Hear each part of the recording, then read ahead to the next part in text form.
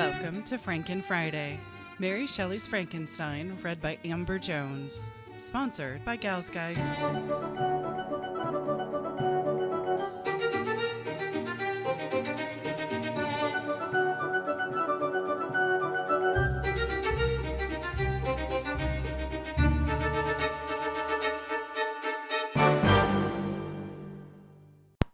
Chapter 2.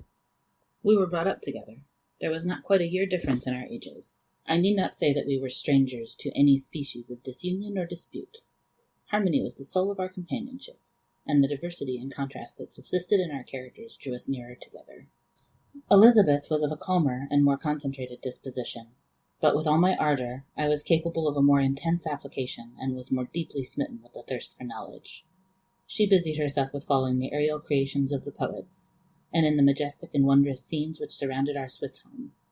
The sublime shapes of the mountains, the changes of the seasons, tempest and calm, the silence of winter, and the life and turbulence of our alpine summers. She found ample scope for admiration and delight. While my companion contemplated with a serious and satisfied spirit the magnificent appearances of things, I delighted in investigating their causes. The world was to me a secret which I desired to divine. Curiosity, earnest research to learn the hidden laws of nature, gladness akin to rapture, as they were unfolded to me, are among the earliest sensations I can remember. On the birth of a second son, my junior by 7 years, my parents gave up entirely their wandering life and fixed themselves in their native country. We possessed a house in Geneva and a campaign on Bellerive, the eastern shore of the lake, at the distance of rather more than a league from the city. We resided principally in the latter, and the lives of my parents were passed in considerable seclusion.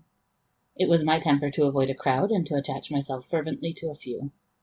I was indifferent, therefore, to my schoolfellows in general, but I united myself in the bonds of the closest friendship to one among them. Henry Clerval was the son of a merchant of Geneva. He was a boy of singular talent and fancy. He loved enterprise, hardship, and even danger for its own sake. He was deeply read in books of chivalry and romance. He composed heroic songs and began to write many a tale of enchantment and knightly adventure. He tried to make us act plays and to enter into masquerades, in which the characters were drawn from the heroes of Roncesvalles, of the Round Table of King Arthur, and the chivalrous train who shed their blood to redeem the Holy Sepulchre from the hands of the infidels. No human being could have passed a happier childhood than myself. My parents were possessed by the very spirit of kindness and indulgence. We felt that they were not the tyrants to rule our lot according to their caprice, but the agents and creators of all the many delights which we enjoyed. When I mingled with other families, I distinctly discerned how peculiarly fortunate my lot was, and gratitude assisted the development of filial love. My temper was sometimes violent, and my passions vehement, but by some law in my temperature, they were turned not towards childish pursuits, but to an eager desire to learn, and not to learn all things indiscriminately. I confess that neither the structure of languages, nor the code of governments, nor the politics of various states possessed attractions for me. It was the secrets of heaven and earth that I desired to learn, and whether it was the outward substance of things or the inner spirit of nature, and the mysterious soul of man that occupied me, still my inquiries were directed to the metaphysical, or, in its highest sense, the physical secrets of the world. Meanwhile, Clerval occupied himself, so to speak, with the moral relations of things. The busy stage of life, the virtues of heroes, and the actions of men were his theme, and his hope and his dream was to become one among those whose names are recorded in story as the gallant and adventurous benefactors of our species. The saintly soul of Elizabeth shone like a shrine-dedicated lamp in our peaceful home. Her sympathy was ours, her smile, her soft voice, the sweet glance of her celestial eyes were ever there to bless and animate us. She was the living spirit of love to soften and attract. I might have become sullen in my study, roughed through the ardor of my nature, but that she was there to subdue me to a semblance of her own gentleness. And Clerval, could aught ill entrench on the noble spirit of Clerval? Yet he might not have been so perfectly humane, so thoughtful in his generosity, so full of kindness and tenderness amidst his passion for adventurous exploit, had she not unfolded to him the real loveliness of beneficence, and made the doing good the end and aim of his soaring ambition. I feel exquisite pleasure in dwelling on the recollections of childhood, before misfortune had tainted my mind and changed its bright visions of extensive usefulness into gloomy and narrow reflections upon self. Besides, in drawing the pictures of my early days, I also record those events which led, by insensible steps, to my after-tale of misery. For when I would account to myself for the birth of that passion which afterwards ruled my destiny, I find it arise, like a mountain river, from ignoble and almost forgotten sources. But swelling as it proceeded, it became the torrent which, in its course, has swept away all my hopes and joys. Natural philosophy is the genius that has regulated my fate. I desire, therefore, in this narration, to state those facts which led to my predilection for that science. When I was 13 years of age, we all went on a party of pleasure to the baths near Thanen. The inclemency of the weather obliged us to remain a day confined to the inn. In this house I chanced to find a volume of the works of Cornelius Agrippa. I opened it with apathy. The theory which he attempts to demonstrate, and the wonderful facts which he relates, soon changed this feeling into enthusiasm.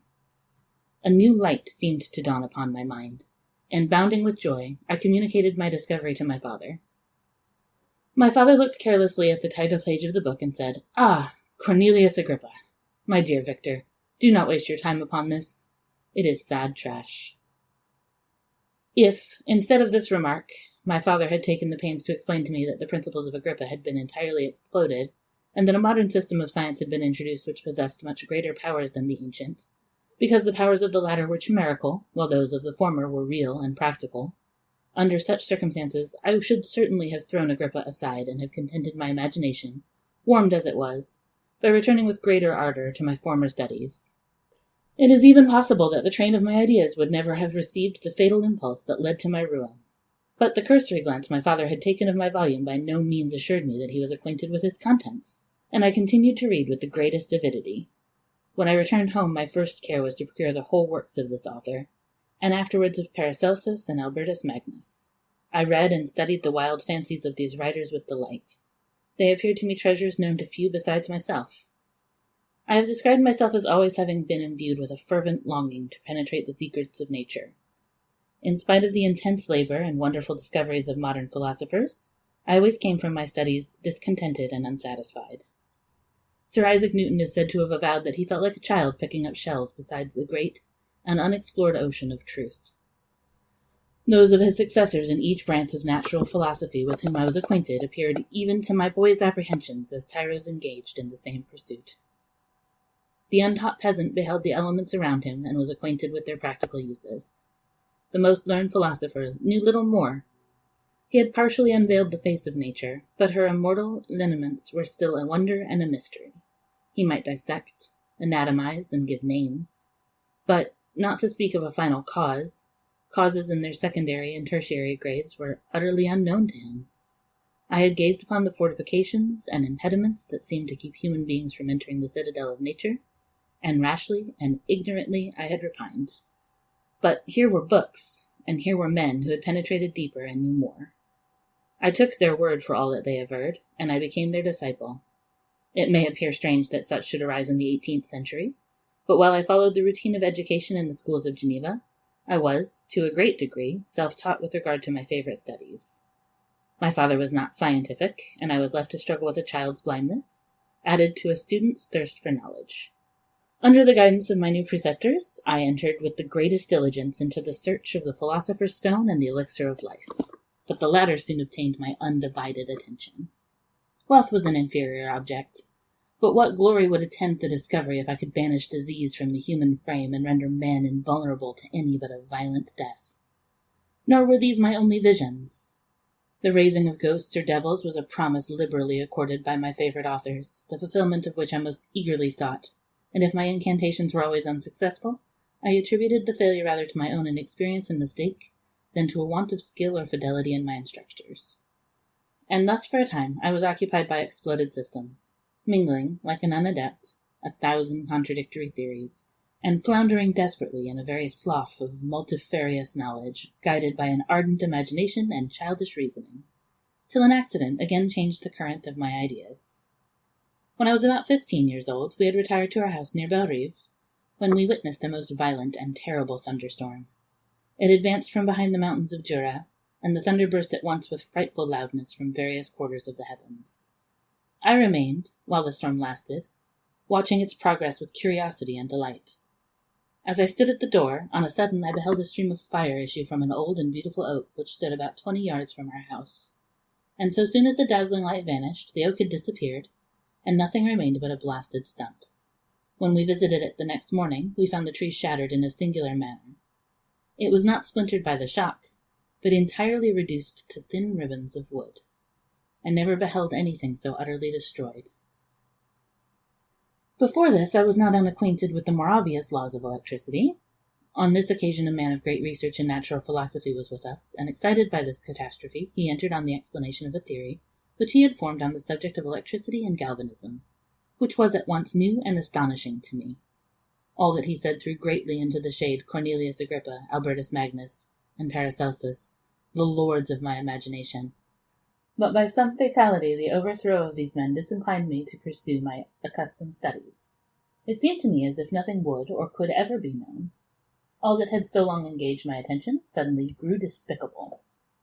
By one of those caprices of the mind which we are perhaps most subject to in early youth, I at once gave up my former occupations, set down natural history and all its progeny as a deformed and abortive creation, and entertained the greatest disdain for a would-be science which could never even step within the threshold of real knowledge. In this mood of mind I betook myself to the mathematics and the branches of study appertaining to that science as being built upon secure foundations, and so worthy of my consideration. Thus strangely are our souls constructed, and by such slight ligaments are we bound to prosperity or ruin. When I look back, it seems to me as if this almost miraculous change of inclination and will was the immediate suggestion of the guardian angel of my life, the last effort made by the spirit of preservation to avert the storm that was even then hanging in the stars and ready to envelop me. Her victory was announced by an unusual tranquillity and gladness of soul which followed the relinquishing of my ancient and latterly tormenting studies.